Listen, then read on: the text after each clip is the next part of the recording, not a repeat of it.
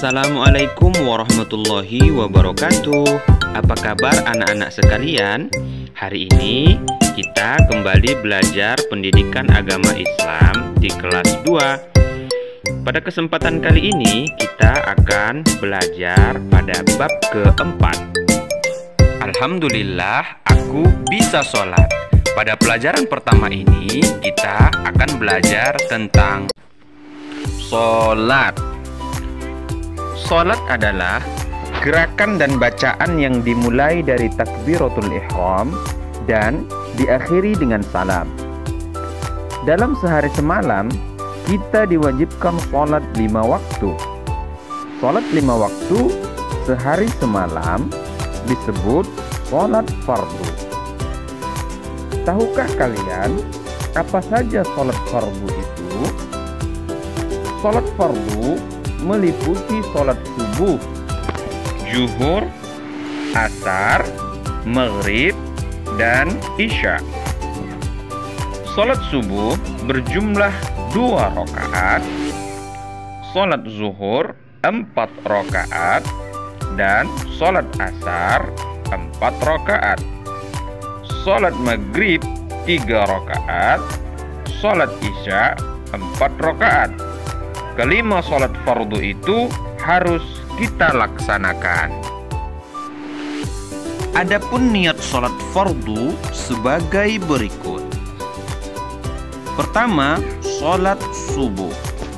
Niatnya, usolli fardhu subuhi rak'ataini adaan lillahi ta'ala. Sengaja aku sholat fardu subuh 2 rakaat karena Allah Ta'ala. Kedua, sholat zuhur. Niatnya, usolli fardhu zuhri 4 rakaatin adaan lillahi ta'ala. Artinya, sengaja aku sholat fardu zuhur 4 rakaat karena Allah Ta'ala. Ketiga, sholat asyar. Niatnya, usolli fardhul asri 4 rakaatin adaan lillahi ta'ala. Yang keempat, sholat maghrib. Niatnya, usolli fardhal maghribi 3 rakaatin adaan lillahi ta'ala. Artinya, sengaja aku sholat fardu maghrib 3 rakaat karena Allah Ta'ala. Kelima, sholat isya. Niatnya, bismillahirrahmanirrahim, usolli fardhal isya'i 4 rakaatin adaan lillahi ta'ala. Artinya, sengaja aku sholat fardu isya 4 rakaat karena Allah Ta'ala. Ananda sekalian, inilah bacaan 5 niat sholat fardu yang harus kita baca dengan lisan dan diniatkan dalam hati agar niat kita melakukan sholat diterima oleh Allah Subhanahu wa Ta'ala. Ananda sekalian, selanjutnya mari kita simak tayangan video berikut ini tentang niat dan gerakan-gerakan sholat sebagai berikut. Sekarang kita mulai saja dari gerakan sholat. Sekarang tolong kalian perhatikan baik-baik ya. Pertama-tama niat dalam hati untuk sholat yang akan dilaksanakan. Lalu berdiri tegak menghadap kiblat. sebagaimana hadis riwayat Imam Bukhari dan Muslim. Muka menghadap ke tempat sujud, sebagaimana hadis yang diriwayatkan oleh Al-Baihaqi dan Al-Hakim. Jika menjadi imam atau sholat sendirian, maka harus meletakkan sutra atau pembatas di depan tempat sujud, sebagaimana hadis riwayat Al-Bukhari, Muslim, dan Huzaimah. Setelah itu melakukan takbiratul ihram dengan cara mengangkat kedua tangan sejajar dengan bahu, sebagaimana hadis riwayat Bukhari dan Nasai, atau sejajar telinga, sebagaimana hadis riwayat Bukhari, Nasai, dan Abu Daud, dengan jari-jari yang tidak digenggamkan, juga tidak direnggangkan, akan tetapi lurus ke atas, sebagaimana hadis riwayat Abu Daud dan Ibnu Huzaimah. Selanjutnya meletakkan tangan kanan di atas tangan kiri, sebagaimana hadis riwayat Muslim dan Abu Daud, atau menggenggam pergelangan tangan kiri. Hal ini didasari oleh hadis riwayat An-Nasai dan Ad-Daruqutni. Kedua tangan itu diletakkan di atas dada, seperti yang dinyatakan oleh sebuah hadis riwayat Ibnu Huzaimah, Abu Daud, dan Ahmad. Kemudian melakukan ruku yang didahului dengan takbir, seperti takbiratul ihram, sebagaimana hadis riwayat Al-Bukhari dan Muslim. Ruku dilakukan dengan cara meratakan punggung, sebagaimana hadis riwayat Ahmad dan Abu Daud, sambil menggenggamkan kedua telapak tangan di atas kedua lutut dengan jari-jari direnggangkan. Kepala tidak ditundukkan atau tidak terlalu menunduk. Memandang lurus ke tempat sujud, penuh tumaninah, sebagaimana hadis riwayat Ibnu Huzaimah. Setelah itu bangkit dari ruku hingga tegak, sambil melakukan takbir seperti takbiratul ihram. Gerakan selanjutnya adalah sujud. Sebelum sujud, terlebih dahulu mengucapkan takbir. Hadis riwayat Bukhari dan Muslim. Dalam hal ini, Rasulullah terkadang mengangkat tangan terlebih dahulu, sebagaimana riwayat Nasai dan Daruqutni, dan kadang-kadang mengucapkan takbir, langsung sujud tanpa mengangkat kedua tangan. Ketika sujud, Rasulullah meletakkan kedua tangan terlebih dahulu sebelum lutut, seperti yang dinyatakan dalam sebuah hadis riwayat Ibnu Huzaimah, Ad-Daruqutni, dan Al-Hakim. Telapak tangan menempel di tempat sujud dalam keadaan terbuka, tidak mengepal, jari-jari rapat, dan menghadap kiblat, serta diletakkan sejajar dengan bahu atau telinga, sebagaimana hadis Abu Daud dan Nasai, dengan sanad yang sahih. Saat sujud, 7 anggota badan, yaitu kening, hidung, kedua telapak tangan, kedua lutut, dan kedua ujung jari-jari kaki menyentuh lantai, sebagaimana hadis riwayat Bukhari dan Muslim.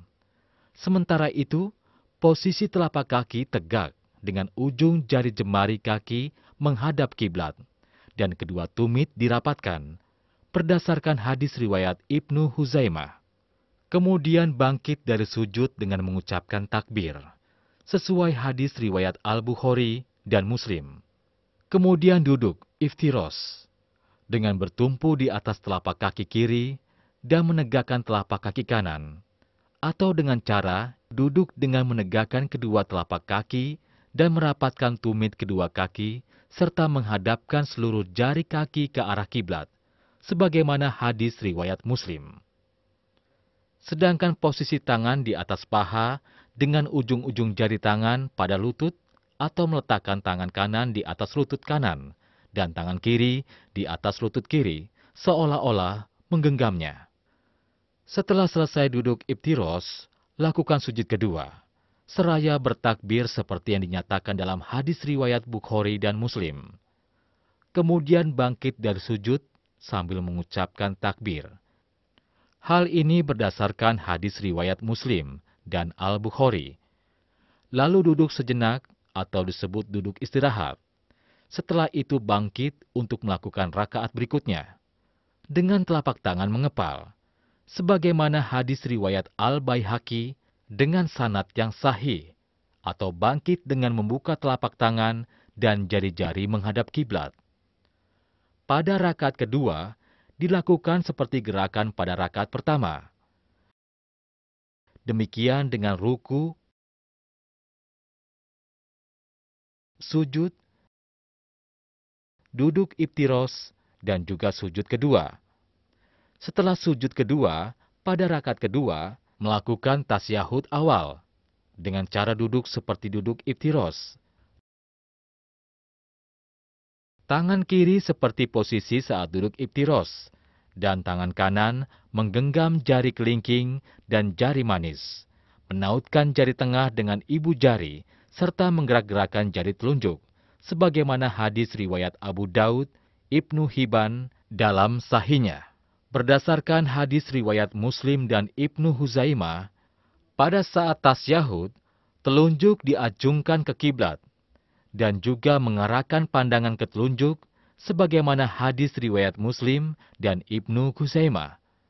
Apabila sholat 4 atau 3 rakaat, seperti sholat zuhur, asar, maghrib, dan isya, maka setelah sujud kedua, pada rakaat terakhir, dilakukan tasyahud akhir dengan cara bertawaruk, yaitu menegakkan telapak kaki kanan dan menempatkan telapak kaki kiri di bawah betis kaki kanan dengan menjadikan lantai sebagai tempat bertumpu. Jika tidak mampu duduk tawaruk, maka boleh menjulurkan jari-jari kaki ke belakang, sebagaimana dinyatakan oleh hadis riwayat Muslim. Terakhir, sebagai penutup sholat adalah salam, yaitu menoleh ke arah kanan dengan mengucapkan Assalamualaikum warahmatullahi. Terkadang Rasulullah menambahkannya wabarakatuh, lalu menoleh ke arah kiri dengan mengucapkan Assalamualaikum warahmatullahi. Hal ini dinyatakan dalam hadis riwayat Muslim. Nah, itulah gerakan sholat yang benar. Bagaimana? Apakah kalian berdua telah mengerti? Iya, mengerti Ustadz. Alhamdulillah. Ananda sekalian, setelah menyaksikan video tersebut, kita dapat mengetahui bahwasanya rukun sholat itu ada 13 yang kemudian disebut dengan rukun 13 sholat. Maka kita simpulkan, yang pertama, berdiri bagi yang mampu. Maka ketika sholat, wajib seseorang berdiri apabila dia mampu. Jika tidak mampu berdiri, dibolehkan duduk. Jika tidak mampu duduk, dibolehkan untuk berbaring. Yang kedua, niat.